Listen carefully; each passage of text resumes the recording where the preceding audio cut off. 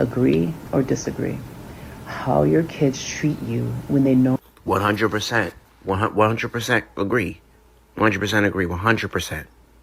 Because when I realized too, my parents, my were as adults, I said, would I befriend you if we were, especially on my mom's side, would I befriend you if we were adults in the street? Like, if I didn't know you, would I befriend you? The answer was no. And I said that's about the same creator when Shalone was talking about Monique, when he realized who his mother was as an adult, no longer needing food and shelter. He said, nah, ain't it. But most of us don't have parents who have the courage to even care about that. agree or disagree? How your kids treat you when they know I would definitely have to disagree. And I feel like this is culture based. I'm not gonna put my mom on the spot, but let's just say we never had the best relationship as I was growing up. But it wasn't all her. I was also a very rebellious child and a very mean teenager. But one thing I will say is that I don't care how old I get. I don't care how my mom treated me in the past or my dad treated me in the past. I will always be there for them to help them and support them. If I can help my parents out financially, I will help them. I don't speak to my parents every day, but I do call them, even if it's just to say hello and to see how they're doing. So no, I don't agree with this. them feel when they needed you to survive. Yeah, she's right. She's so right because it's culture based. Like I said, those kids, I mean the African kids I've seen, the black kids I've seen in this video are typical of diaspora kids.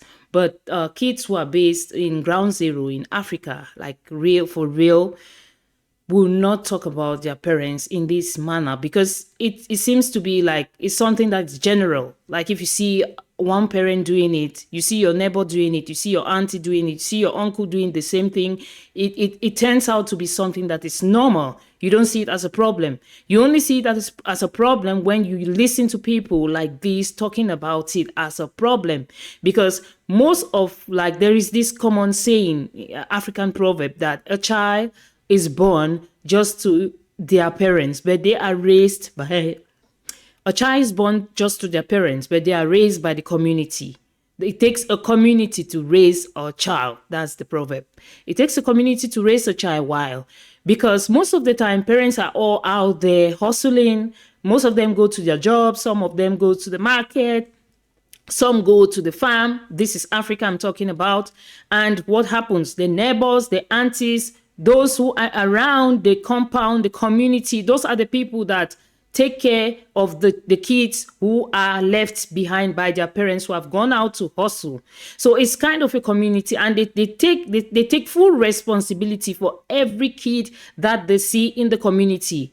They don't have this idea of that this kid is not mine, I don't need to do this for them or that. They take every kid as theirs. I will use myself as an example. When I was growing up, we were living in a community where we had like 5 neighbors, and all these 5 neighbors, we were so united that we even saw ourselves as siblings. When one parent is out hustling or gone to a job, another parent is the one who is making food and sharing to all the kids.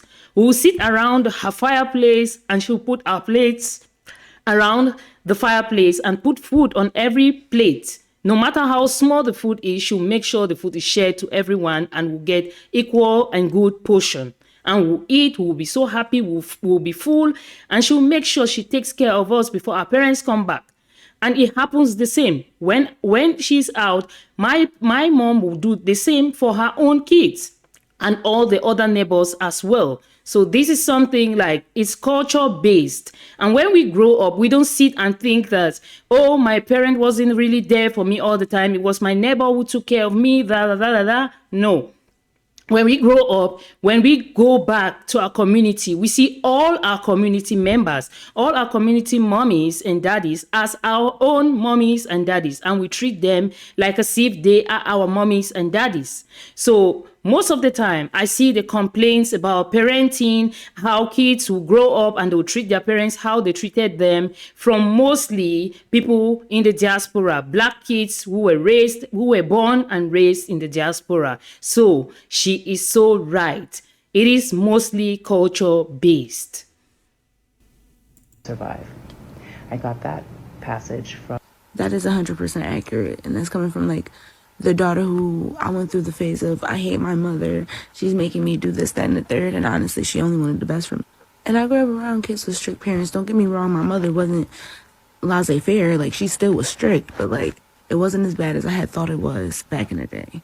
I got my license at a young age. I learned how to work at a young age. I learned how to do my taxes at a young age. I learned how to take care of stuff way before I came to an adult world. And even the things I quote unquote didn't know about, I was warned about. My mother let me know everything about the real world in real life. Young age, everybody not your friend. Young age, boys are going to do what they need to do to get in your pants. Young age, even when I told her I liked girls. Girls are going to do what they want to do to get into your pants. Like, you need to know these life lessons. My mother didn't sugarcoat anything for me when it came to survival tactics. It wasn't just about, okay, you got food, you got clothes. My mom is 16. Okay, you providing for yourself. Let me teach you all these life lessons. I learned how to drive a stick at 15 years old. Like, my mother made sure I was at least decently okay for the real world. I'm not gonna lie. The strictness definitely put me in a situation where I wanted to be the coolest person ever. And I still ended up not doing half the shit that y'all did. But that is because my mother taught me about the real world. She let me know. Hey, just because somebody does the same things as you doesn't mean they're your friend. It just means that you got a drinking buddy. And that ain't gonna be your friend forever. And that's not gonna be the man you marry. And that girl don't even like you. And as a kid, I was so caught up on, oh, I have to do my homework. Oh, I gotta drive my brother's places. I gotta go do things. But it's like, I know how to get around my city. I did all my homework and I went to college for free. I'd like all of those things that my mom set me up for. If I need a job tomorrow, I can get a job tomorrow. She set me up for that, for me to be successful in this world. So I love my mom. I love my mother so much. And it's truly, I just want somebody to see the good side of this. Because I've seen a lot of bad reviews where it's like, yeah, and that's why I hate my mother. And I understand that because y'all had completely different lifestyles. But I just want to say, as somebody who used to say I hate my mother, like, she really prepared me for this life shit and educating myself on stuff. So, like, I'm very grateful for her in my life. Agree or disagree? How your kids treat you when they know.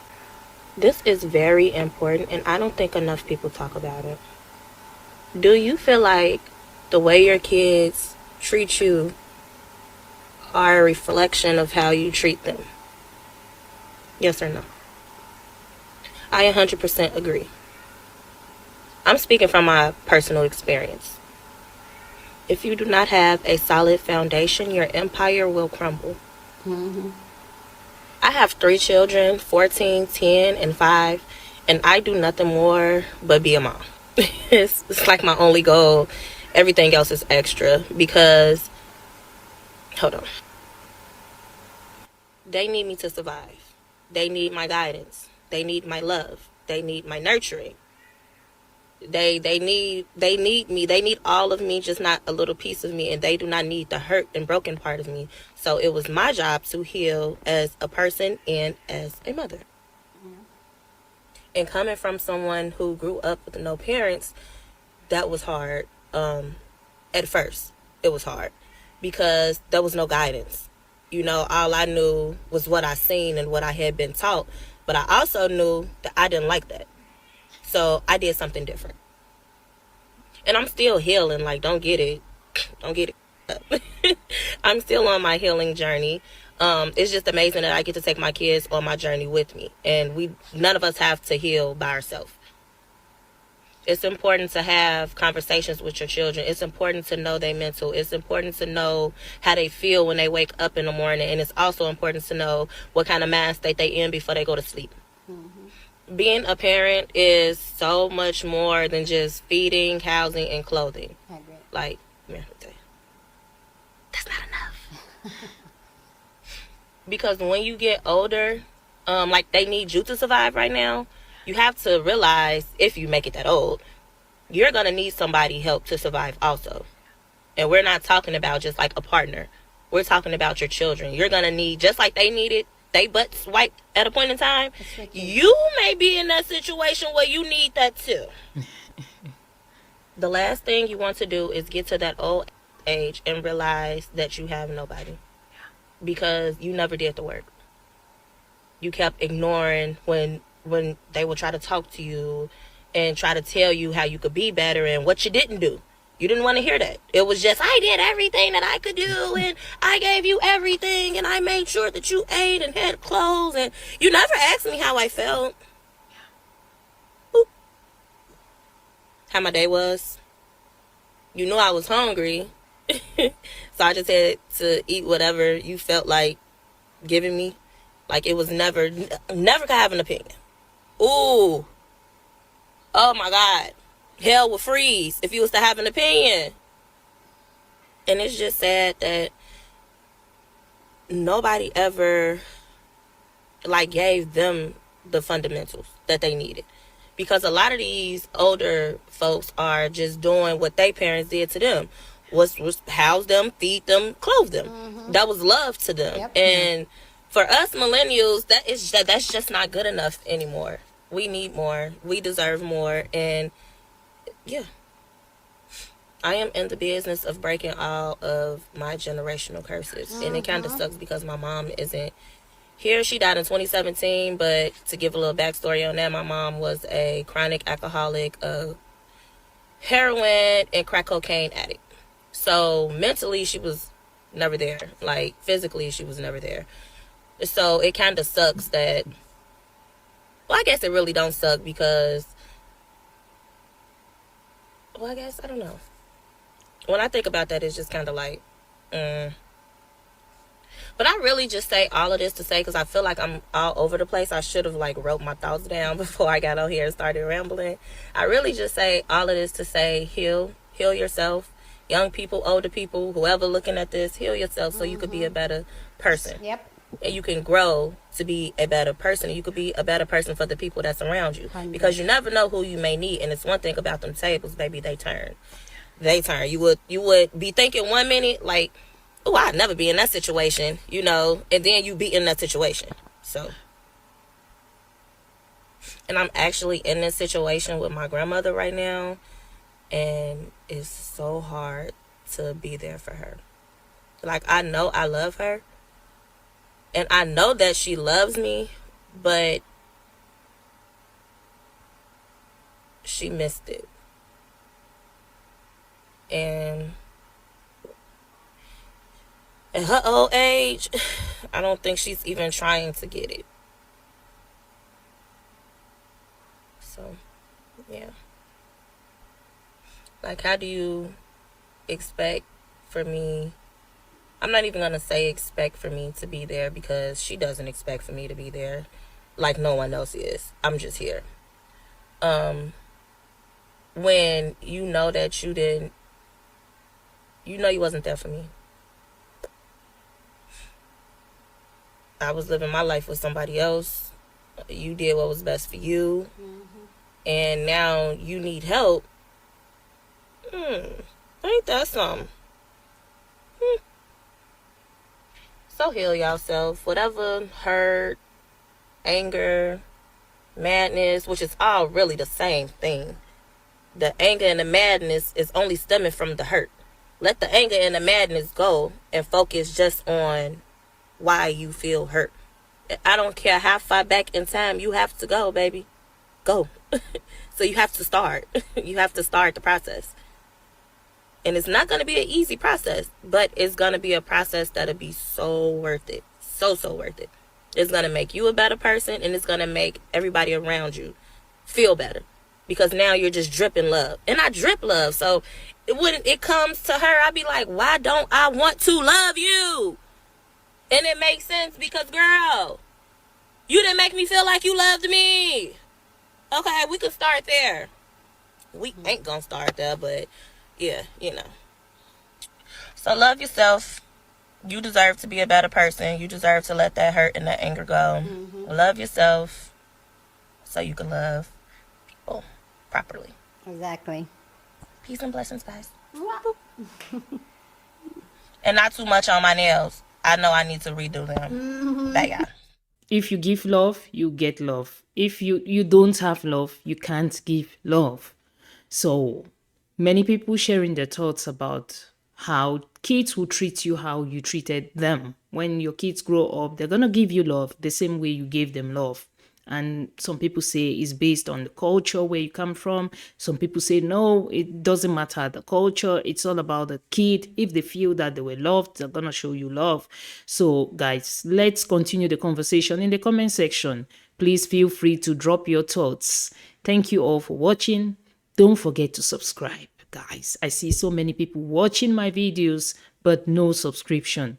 Guys, I'm here. I keep coming back here because of your subscription and your support. And also, I want to give a shout out. I got a super thanks from some of my followers. Thank you so much. From some of my subscribers. Thank you so much. Please feel free to support the ministry. The ministry is growing and you can see, guys. Thank you all. See you all. Bye.